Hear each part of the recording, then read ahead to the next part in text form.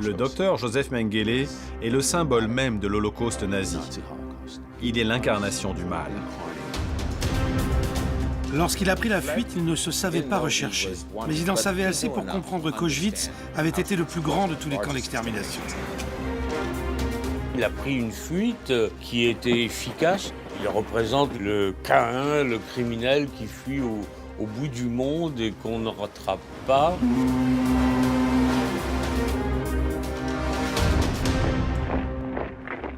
Ce qui a vraiment inquiété Mengele, ça a été l'enlèvement par le Mossad d'un autre nazi, Adolf Eichmann.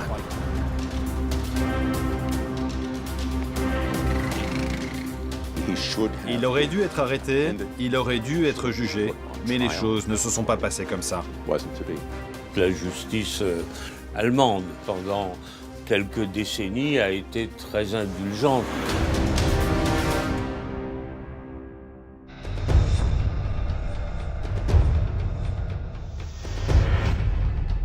Mengele came. Au matin, Mengele est venu, il a dit « Cette femme, il faut placer des bandages sur sa poitrine. Elle ne doit pas allaiter le bébé. Je veux voir combien de temps un bébé peut vivre sans nourriture. » Tous les jours, Mengele venait faire ses observations. Le bébé a commencé à devenir de plus en plus squelettique. C'était horrible à voir.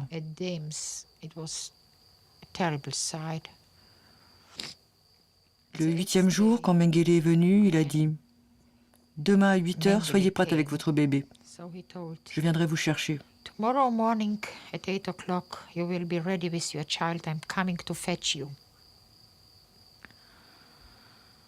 And I've known where he's going to fetch Et you. je savais qu'il viendrait nous chercher pour nous emmener à la chambre à gaz. At 8 o'clock, Mengele came and I was ready to be transported. À 8 heures, Mengele est arrivé, j'étais prête à être emmenée. He asked me, where is the child? Il m'a demandé « Où est l'enfant ?» I told him, Je lui ai répondu it died this night. « Elle est morte dans la nuit. I want to see the corpse. Je veux voir le cadavre. » Et il est parti. And off he went. On m'a dit qu'il cherchait le cadavre, mais dans cet amoncellement de cadavres, trouver un si petit corps, même pour lui, le docteur Mengele, c'était difficile. Even Dr. Mengele, for him it was difficult.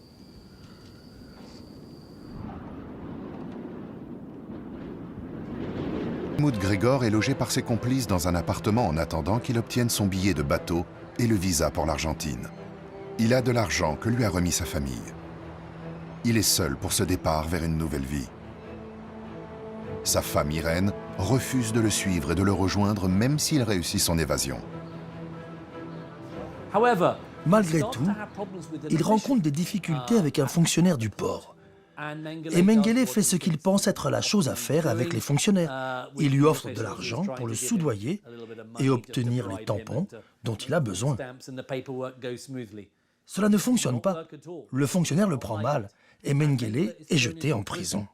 Il pense qu'il est maudit, que c'est la fin. Il va manquer son départ pour la liberté, l'embarquement sur le North King pour l'Amérique du Sud, parce qu'il est coincé dans cette prison à Gênes. Et cela le rend très amer. En fait, avec quelques pots de vin, il est libéré juste à temps. Mais cette arrestation semble être le bout du chemin pour lui. Cela aurait pu se terminer ici, en 1949, dans le nord de l'Italie, mais ce n'est pas le cas. Finalement, début juin 1949, Mengele, alias Helmut Gregor, parvient à corrompre un autre fonctionnaire des douanes italiennes un peu moins regardant. Par du sud du pays, en Patagonie, lui rappellerait l'Autriche et l'Allemagne. Les lacs, les montagnes ressemblent beaucoup à ceux d'Europe. Il parle allemand, il va se faire de nombreux amis capables de se taire, et il existe déjà des sortes de structures financières susceptibles de l'aider. Dès lors, cela en fait une destination très attirante. Cette importante communauté allemande d'Argentine est aussi l'une des plus riches. Elle possède d'immenses domaines agricoles et toutes sortes d'industries. Avec la montée du nazisme, elle va apporter un soutien sans faille à Hitler et à son Troisième Reich.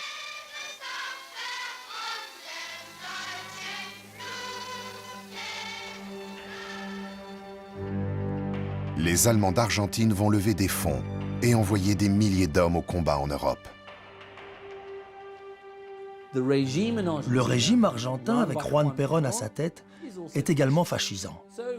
Le système politique apparaît donc très confortable pour un nazi. Si le fascisme est mort en Allemagne, il se porte bien en Argentine. Les nazis s'intégraient donc très bien. Lorsque Mengele arrive en Argentine, Juan Perón est au pouvoir depuis 1946.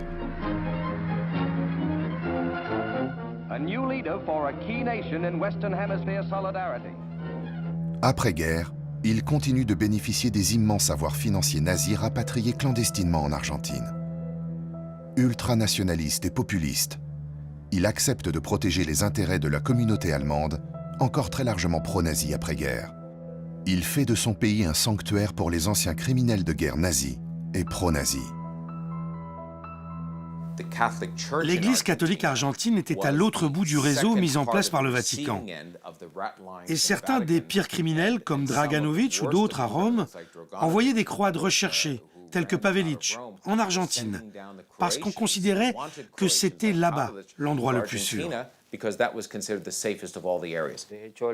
La liste des nazis qui trouvent asile en Argentine se compte par centaines, voire même des milliers. Parmi ceux importants de la haute hiérarchie, on peut trouver Klaus Barbie et puis Walter Kuschmann, qui était un capitaine dans la SS. Erich Kripke est aussi un cas célèbre. Il n'a vraiment été inquiété que très peu de temps avant de décéder. Est arrivé aussi en Argentine, grâce à la protection de Perón, un certain Walter Rauff. Walter Rauff est tristement célèbre pour avoir été l'inventeur des camions chambre à gaz. Quant à Otto Skorzeny, son arrivée a été possible grâce au voyage d'Eva Perón en Europe en 1947. Leur aide lui est très précieuse. Grâce à ces deux Allemands, il rencontre un troisième homme. À son arrivée, Mengele est aussi beaucoup aidé par un homme qui s'appelle Roberto Mertig. Il est aussi l'une des personnes qui participent à la protection accordée à Mengele par l'État argentin grâce à ses contacts très haut placés. Lui-même se chargeait de recevoir en tant que prête-nom l'argent que le père de Mengele envoyait d'Europe vers Buenos Aires. Mertig fait même travailler Mengele un temps dans sa propre entreprise.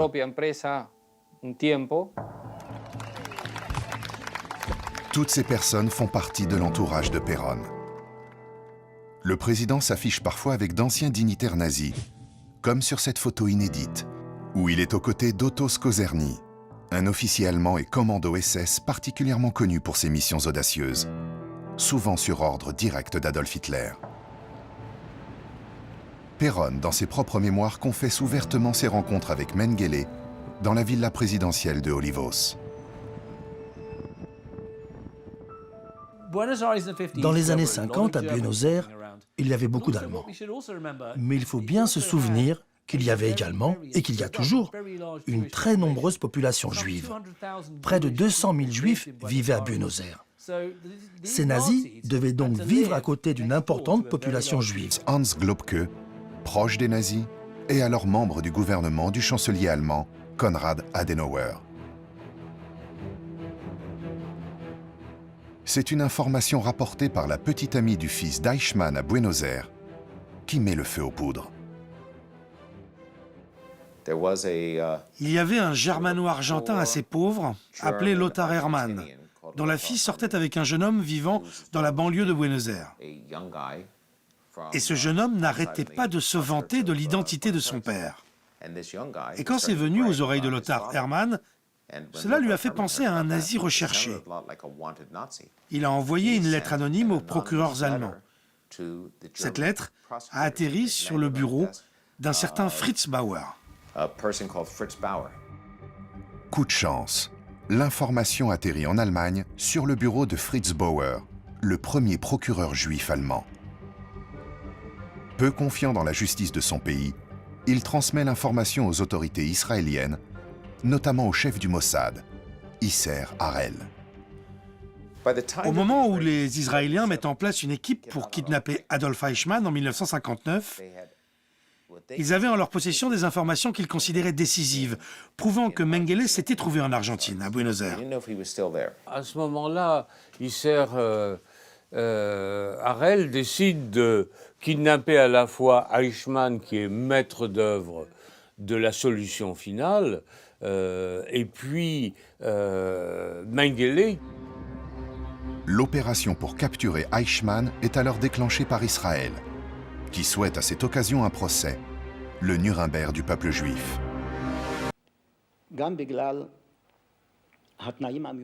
Mais du fait de la situation particulière à l'époque et des tensions avec l'Argentine engendrées par l'affaire Eichmann, et afin d'éviter un scandale avant son procès à Jérusalem, j'ai décidé que l'on ne pouvait pas procéder ainsi.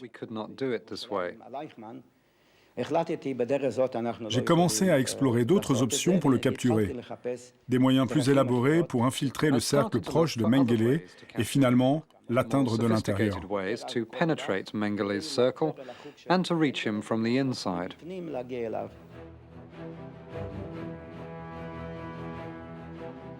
Accused together with others during the period 1939 to 1945 caused the killing of millions of Jews for the execution of the Nazi plan known as the final solution of the Jewish problem. Après un procès, Eichmann est condamné à la peine de mort. Il est pendu peu avant minuit, le 31 mai 1962.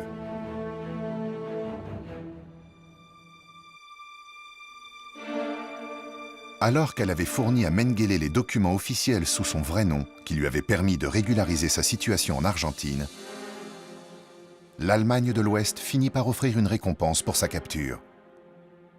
Mengele se sent traqué. Maintenant que Mengele est au Paraguay, il a érigé un mur infranchissable pour empêcher de le retrouver. Et bien sûr, il ne vit pas à Asunción, la capitale, mais dans la campagne, au milieu de nulle part. Ils allaient rester loyaux. Il est fort probable qu'ils percevaient de grosses sommes d'argent transférées en Amérique du Sud de la part de la famille Mengele en Bavière. C'était un arrangement très satisfaisant pour les Stammer. Ils disposaient d'un locataire qui allait payer son loyer pour de nombreuses années. Mais c'est aussi l'époque où l'on voit Mengele devenir de plus en plus paranoïaque. C'est l'époque où Mengele commence la rédaction d'un journal intime. C'est l'époque aussi où il écrit de nombreuses lettres à sa famille. Il est isolé et passe de longs moments à écrire. Dans ces journaux un peu insensés, écrits fébrilement, dans lesquels il parle de lui-même à la troisième personne, il justifie ce qu'il a fait durant la guerre. Ce sont des justifications interminables et alambiquées pour ce qui se résume à des atrocités. Mais il appelait ça un travail pour le bien de l'humanité. Il se considérait comme un pionnier de la médecine. Mais le vrai Mengele transparaît dans les lettres personnelles adressées à sa famille. Des centaines de pages qu'il envoie en Allemagne et dont il n'imaginait pas qu'elles seraient rendues publiques. Il pense que sa famille sera suffisamment sensée pour s'en débarrasser. Ces lettres nous montrent que l'homme qui vivait au Brésil déteste de plus en plus sa vie là-bas. Il se sent isolé. La presse mentionne des choses horribles sur lui. De son point de vue, il ne profite pas de la fortune et la réussite accumulée par son père. Il devrait revenir en Allemagne et reprendre sa place au sein de la famille. C'est au retour de Martha et Karl-Heinz en Allemagne en décembre 1959 que Rolf apprend au détour d'une conversation que l'oncle Fritz n'est autre que son père. Mengele lui adresse du courrier directement. Il a suffisamment de temps libre pour blâmer sans cesse son fils, qu'il n'a jamais rencontré, lui disant qu'il n'est pas productif, qu'il est paresseux, qu'il devrait être docteur ou avocat. Il se pose en père exigeant, éloigné, un criminel de guerre qui se cache, mais qui cherche néanmoins à jouer un rôle dans la famille. Il tire donc d'Amérique du Sud. Et quand je dis que les Israéliens m'ont frustré, ils font comme tous les autres services de renseignement, les Français, les Anglais, les Américains. Ils découvrent de nouvelles informations et ne les partagent pas. Ils n'en parlent pas à d'autres services. Ils ne retournent pas au Brésil. Ils n'informent pas Simon Wiesenthal. Et donc, la seule organisation qui disposait d'une piste sur le lieu où se trouvait Mengele, qui aurait pu mener l'affaire à bien, c'était Israël, dès 1961. Et une conjonction de coïncidences et d'affaires internationales tourne en faveur de Mengele. Il n'a pas la moindre idée à quel point ils sont passés près de lui et comment tout aurait pu finir pour lui. En cette fin des années 60, ce sont des chasseurs de nazis privés qui prennent le relais de la traque pour capturer Mengele. Le plus connu d'entre eux est Simon Wiesenthal, un rescapé de la Shoah. Wiesenthal avait tendance à exagérer ses propres succès et également à exagérer dans quelle mesure il était sur le point de retrouver Mengele. Pour Wiesenthal, Mengele était un bon moyen de trouver des financements. S'il disait avoir presque retrouvé la trace de Mengele, alors il recevrait davantage de fonds pour poursuivre son travail. C'est un chasseur de nazis, mais pas un trouveur de nazis. ADN parce qu'ils avaient vu ce qu'il y avait de plus diabolique en lui. Et si on leur disait qu'il y avait une chance sur 1 million pour que ce ne soit pas Mengele, pour eux, il était capable de s'en sortir, en trouvant quelqu'un qui correspond en tout point à lui. Mais la plupart d'entre nous avons su que l'affaire était close avant que la science ne le démontre de manière définitive. Il faut attendre 1992 pour clore définitivement ce dossier ouvert en 1945. Une affaire qui, avec un peu de bonne volonté du côté des autorités allemandes, n'aurait dû prendre que quelques mois.